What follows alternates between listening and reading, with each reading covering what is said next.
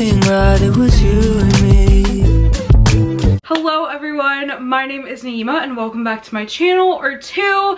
And today we have my June wrap up. In June, I read a total of 14 books. And as you guys know, I feel like I've said this in my most recent wrap ups like so many times at this point. I have not been loving my reading. We all know. I mentioned this in my July TBR, but if you guys have any books that you have recently read or books that you haven't recently read and think that I would love and think I should give a try, please drop them in the comments down below. Like, I need something to wow me, and I feel like it's been a very long time since that has happened. But as for the wrap up, I read a total of 14 books, 5,076 pages, 0 physical books, 11 audiobooks, 3 ebooks, 0 that I owned, 0 from the library, 0 arcs, 0 rereads, and 3 5 stars, which we will get into. And then the genres I read were romance and YA contemporary. So without further ado, let's just get right into my June wrap up. So the first book that I read in June was Saint by Sierra Simone, and I rated this book 4 stars. This book was very good. I really enjoyed it. I didn't love it as much as I loved Sinner by Sierra Simone, but I still loved it all the same. I gave it 4 stars. 4 stars is really good for me. I've been very picky recently, and 5-star books are hard to come by in my brain right now. So yeah, Saint I gave 4 stars. This follows the third Bell brother. The first 2 books followed the other 2 brothers in this family, and the third one is actually an MM romance. It is a second chance romance as well, and it's brother's best friend. So these two used to hook up and date. Some things in their past have torn them apart. One of them is super religious. The other one is kind of finding spirituality and religion within himself. It's as opposed to the Catholic Church because of things in his past, which we learned about in the other books as well. And something happened for these two to break up, and it's, I believe, like a few years at this point. And one of the heroes is becoming a monk. And so he gets reunited with his ex-boyfriend when he comes to do kind of like a story on the monks. And he comes and stays there, and his room is right next door. This book is so incredibly hot, so forbidden, and I really enjoyed it. I don't know, I want to reread this one because I listened to this one on audio, which so many of these I listened to on audio, like 11 books, audiobooks, and I kind of felt like I had one foot in, one foot out. I wasn't 100% present with this story, but I know that I would love it if I read it physically like I did Sinner, because I feel like if I listened to Sinner, I would have missed so many amazing quotes and beautiful moments, and I feel like I genuinely missed out with Saint. Yeah, this book, what I can remember from it was hot, second chance. I love a second chance romance, and I thought it was overall really good. I do want to reread the entire series. I still haven't yet to read Priest, so I'm going to read Priest and then go back to Saint. But I gave this one 4 stars. The next book that I read was To Love Jason Thorne, and I gave this one 5 stars, and I was so excited when I finished this book because, and while reading it, because I haven't felt like a book deserved 5 stars in a long time.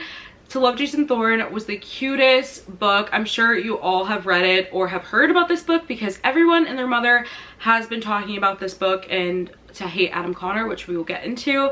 But I listened to this one on audiobook as well, and I found it so cute. Unrequited love. When she was younger, she had a huge crush on her brother's best friend, and her brother's best friend was always really sweet to her. She's younger, so one day he has to move away when they're children, and everybody is completely devastated. At this point, he's a part of the family. And then years and years later, our heroine is now a successful author, and she just gets a movie deal, and her book is kind of loosely based around her own experience with Jason Thorne. She didn't use names or anything, and Jason Thorne is now an actor, so he gets the role to be the lead in the movie. So these two are reunited. It is so good. I literally was smiling just while listening to this book. I was smiling and so happy. I thought it was so cute. And then I read To Hate Adam Connor, which was another 5-star read. This follows the best friend of the heroine from Jason Thorne. She ends up moving in with the hero and heroine from the first book. Their next door neighbor is another really big movie star named Adam Connor. It starts off on a rocky foot. They do not like each other. He had the cops called on her because he thought she was breaking and entering, and she ends up nannying for him. It has the single father trope, and I just thought it was great chemistry all around for both of these books, and they really made me so incredibly happy. This is your sign, if you have not read this duet, to read them immediately. They just will put a huge smile on your face. The next book that I read was The Birthday List, and I gave this one 2.5 stars. This one. So I've been wanting to read Devney Perry for a long time now, and I started off with The Birthday List because I saw the audiobook on Hoopla. This is one that I definitely recommend looking up the triggers for before you get into it. We have a widower. She was so in love with her husband, and then one day he goes out to the store and he does not come back, and a police officer knocks on the door and tells her that her husband has sadly passed away, and it's a romance between her and the police officer years later. I really overall thought that this book was very boring and bland. I just thought it was so dry and so, I don't know, I just was not into it. I was super excited because I love small town romances, but what I love about small town romances is that there is something also added to a small town romance. It's either like humorous characters, just amazing vibes and setting, just something, and this book didn't have that. So it had the small town aspect, but it didn't have hilarious characters or characters that were super lovable, and we didn't really get much description of the small town, so I wasn't really vibing with this one. I genuinely did not care about the characters or the small town. Like, I was just not into it, and it also gave some weird vibes. Like, I don't know, it was just giving really weird vibes. Some statements in the book, I was just kind of like, I don't know. It was just like, it was just giving, I don't know how to explain it, but it wasn't giving what I thought it would give, especially with him, especially with the hero being a cop. Like, I would think in a romance book, a cop would look amazing and stunning and shiny and perfect. No. That was not the case. I really genuinely did not like the hero, so every scene with him, I was just kind of like, ugh. Because he's a cop, he would use a lot of manipulation tactics, not with the heroine, but with like other, with his coworkers or in the line of work that he does, and I'm just not a fan of that. And yeah, it was just boring. It really didn't give me what I wanted, and I do want to give Devney Perry another chance. Hopefully this is kind of like a one-off. I know that a lot of her books take place in Montana, and I don't know, that kind of makes me nervous because I'm like, what is she right? Like, I gave this one 2.5 stars. We'll see if I give her another chance. I was super excited to read the second book in this duet because it is a marriage in trouble and kind of like fixing relationships, second chance. I did start that and it was just boring, so I didn't finish it. That's why it's not in this wrap up, but yeah. The next book that I read was Why Are You Here by Brianna Jean, and this is the first book in the Love Kills series. I said 4.5 in my review, but ultimately it's a 5-star read. This was great. Toxicity through the roof. Like, I love this book, and I really didn't think I would love it as much as I did because I don't really love the whole rock star hero, and this guy, I don't know, maybe it's because he didn't really like his line of work. Made for a good time, I don't know. These two are twin flames. They both have gone through some shit, so definitely look into the trigger warnings. Oh my gosh, please do, because this book has the potential of depressing the crap out of you if the wrong person reads it. So yeah, these two have gone through a lot, and the heroine has really gotten through dark times by listening to this one particular guy sing, and she can't go to sleep without listening to his music. And she just moves back to LA after living in New York for 4 years for college. She moves in with her best friend, and her best friend is an influencer, and she gets invited to a lot of parties. So one night the two of them get invited to this party. It's like a music video party being filmed at the same time, and there she sees Judah. They instantly lock eyes, and he's like, I need to know who that is. I need to know what I saw in her eyes that made me so drawn to her. The pain in her eyes, I've only ever seen it in my eyes. It's like that kind of like dark, twisted thing. These two meet, and right off the bat, there is chemistry, there is passion, there is sizzle, there is heat. It is amazing, but they fight. They get into a fight. They don't see each other for like probably a day. They see each other again, they fight. This is a genuinely toxic relationship, but what I really liked about it is that these two are twin flames. So everybody always says that like meeting your twin flames heaven and also hell, because it is like your mirrored soul. It's just like really toxic. Just look into MGK and Megan Fox right now. The most recent thing about them, I was like, oh my god, I don't think I want to meet my twin flame at this point in my life after reading this book. Don't get me wrong, I loved this book and I love the romance. Then like the toxicity, I don't know, it was a lot. It was very, very toxic, but it was amazing and so good. Please look into the trigger warnings like I said, but this was a fire book. I loved it. I love how intimate it was. It just felt super special and I thought it was great. I really thought it was interesting seeing, even fictional, I thought it was really interesting seeing into like a twin flame relationship. So I thought it was good. Everybody was raving about it when I said I started reading it. Everybody was DMing me telling me that it's amazing and wanted to know my review. So this is it. It was great. Highly recommend if you love a toxic romance. The next 3 books that I read were actually the Summer I Turned Pretty trilogy. I read this right before the show came out because I like to read the book before I watch the movie or the TV show, and I gave the first 2 books 4 stars. I thought they were really cute and I could totally see why people are obsessed with this series, especially if you read it back in the day and like it has the nostalgia factor. And I really enjoyed the vibes of it all. And then the 3rd book pissed me off. Don't come for me, but I am team Jeremiah. I am team Jeremiah through and through. Like, I don't know, like Conrad, maybe it's because I'm not in middle school and this was a middle grade series, but Conrad, he wasn't giving what I thought he would give. So I am team Jeremiah. I love Jeremiah so incredibly much. And so in the 3rd book, it really pissed me off what Jenny Han did. I'm not going to spoil anything if you have not read it, but it pissed me off because I don't like when people compromise their characters to fit into, like, if you built up your character so much to be one way and then all of a sudden it's like a quick shift, no explanation, not that you're going through something. I don't know, it just pisses me off. Don't compromise your characters. Love all your characters equally, and it felt like she didn't love all of her characters equally. So I gave that one like 2 stars. And then I watched the TV show and I really love the TV show. I'm just gonna say it, let's be honest here, the TV show is better than the series. I get it, people love this series, it's nostalgic to them, it means something to them. I personally don't have that nostalgia factor, so I don't feel bad saying that the TV show is better. Sorry, don't come for me. Anyways, so that's what I read next. And then after The Summer I Turned Pretty, all of my books that I read kind of went a little bit more, I was kind of 1 foot in, 1 foot out, kind of just like autopiloting through these last few books.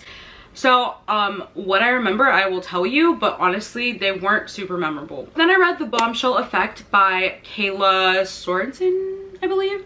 And I gave this book 3 stars. I thought it was just fine. It was a pretty meh book. It's a football player. The owner of the team just passed away, and he passed along the team in his will to his daughter, and they're estranged. So she moves into the house that her father used to own, and right next door is one of the most famous football players on the team. They get off on the wrong foot because he thinks that she is kind of like a fan, just lurking around. And when they find out that now she owns his life, there's just like there's this chemistry there and they can't deny it, and they kind of have to keep it a secret. And I honestly just thought that this book was fine. It was an okay book. I would recommend it, but if you like these specific tropes. But overall, it's not a favorite. 3 stars. Then I read Don't You Forget About Me by Mari McFarlane. I listened to this book on audio, and honestly, it was just another 3-star read. It was just fine. It's a second chance romance. Takes place in the UK. These 2 used to date in high school, and we don't know what happened between them, but you could see that the genuine love that they had for each other. And years later, they are reunited. She is now working for him. Been having trouble keeping jobs, and now she is working for him, and he does not remember her. He does not remember her, and she's like, am I going crazy? Like, why doesn't he remember me?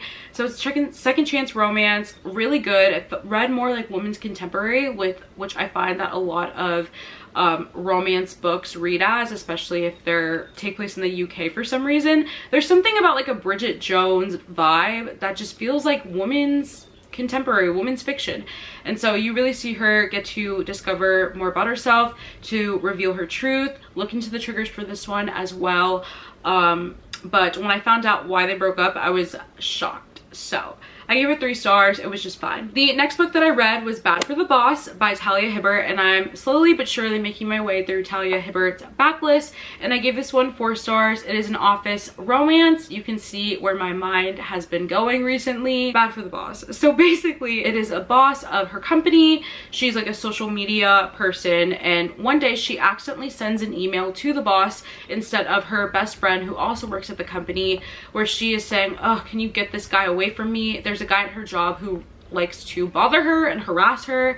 And so he reads the message and he is like, what the heck? Like, who is harassing her? And so they start texting like anonymously, and because he's never seen her before, he doesn't know who she is, and he's super captivated by her and the way that she's talking to him. So she comes up to his office, they meet, and there is attraction there, and it is so hot, so steamy, and I thought it was really great. I thought it was a really solid romance. 4 stars. I love a good office romance, so this one was good. The next book that I read was Empire of Desire by Rena Kent. My friend Reagan recommended this to me. I used to love Rena Kent. I still do. I just kind of haven't been reading her recently. And so when Reagan told me that she had recently just read this book, I was like, okay, let me read it. This one was really good. It's Father's Best Friend. It is a huge age gap because her father had her at 18, and they have been best friends since before she was even born. So there's a good 18-year age gap between them. She has had a crush on her father's best friend for the longest time now. They go, but he only sees her as like a little girl. One day her father gets into a car accident and now he is in a coma, and in order to protect their assets, the daughter and the father's like assets, because they run this top cutthroat law firm, there's a woman trying to get the money from this law firm. He proposes that they get married, and they do, and it is so hot. Rena Kent just writes amazing, awful, asshole heroes so incredibly well. Just, she knows how to write them, and this book is so good and so hot. Rena Kent smut is chef's kiss. I cannot wait to read the rest of the books in the series. There's 3 other ones which follow the other senior partner in the series, and then the 2 junior partners, they have their own books as well. So I'm very excited. I thought this book was excellent. I love Rena Kent. Then I read Red, White, and Royal Blue. I listened to this one on audiobook, and I gave this book 4 stars. I think I actually gave it a 3.5 stars on Goodreads, but I thought this book was really good. I want to go back and reread Red, White, and Royal Blue, because this is another situation where I had 1 foot in, 1 foot out, just was kind of listening but kind of zone out, then come back in and be like, oh yeah, I'm good, I don't need to rewind. And so I thought this book was really good. If you don't know what it's about, it's an romance, Prince of Wales, and then also the son of the president. So he's like the first son. Is that even like a term? I don't know. But yeah, these 2 are enemies. They don't like each other. They have just never gotten along. They'd see each other at different events. They finally have that discussion, like, why don't you like me? What did I do to you? Like, why don't you like me? They end up developing a friendship. They're texting all the time. I think it is so cute and so wholesome, and actually really had an emotional punch to it. People were not so accepting of the relationship, obviously, 2 men, and the president is actually up for re-election. So like, is this gonna ruin like the campaign? Are people going to drop her? And I don't know, I thought it was really cute and really comforting and just really sweet. These 2 had a genuine love and friendship for each other, and I really enjoyed it. I thought it was good. I gave it 3.5 stars. I would totally recommend it if you have not read it already, which I feel like I'm the last person on the planet who has read this book. But overall, it's just like a pretty good book. I really enjoyed it. I do want to reread it again and get it physically so I can be present and actually focus, but overall it was a good book. And the last book that I read was Wretched by Emily McIntyre, and I gave this book 4 stars. This was my June pick for my book club Between the Covers with my friends Em and Reagan. This is the 3rd book in the series that Emily McIntyre writes. I forgot the name right now. And this is a Wizard of Oz retelling. Bad girl, good boy. The hero is actually an undercover cop trying to bust the heroine's drug ring, and it is so good. Emily McIntyre writes amazing smut, amazing chemistry. I felt this one to my core. I thought it was so good, and I just love a little bad girl, good good boy dynamic. Like, I just thought it was great. I love all the references. What I love about this series is that it isn't too much of a fairy tale, like right on the nose, like this is what happened, but like a twist. No, it's really just like kind of like a imagining of it, I guess. Like, you have all the characters' names, you have little references. Like, one place in the book is called the Yellow Brick Road or the Yellow Brick, and then you have like the dog's name, which is like, you know, it's just like little cute little moments like that that you can be like, ah, I see what you did there. The drugs that her family sells is called the Flying Monkey. Like, I don't know, there's something about Emily McIntyre's books. I know that I'm getting into a good time when I pick them up, and I really enjoyed this one. We had such a fun discussion. So that was the last book that I read in June. I had an okay reading month. It was fine. Sorry if you hear the thunder. I don't know I had an okay reading month. I had some hits, I had some misses. I'm hoping July will be a better reading month as a whole. I was shocked by the fact that I listened to 11 audiobooks. Like, what? That is just not me. I do like audiobooks, but I'm just not a huge audiobook listener. So working at my job, I always have like an audiobook in. That's why I was able to like pump so many of those out. But yeah, thank you guys so much for watching this video. In the comments down below, let me know what your favorite book of June was. I would love to know and add it to my TBR. Like I told you guys earlier, I need your recommendations ASAP. I'm not kidding. Tell me what your most favorite book that you read in June was, or any book that you love that you think I would enjoy. And yeah, thank you guys so much for watching this video. I love you guys, and I will see you very shortly with a new video. Bye. If I got one thing right, it was you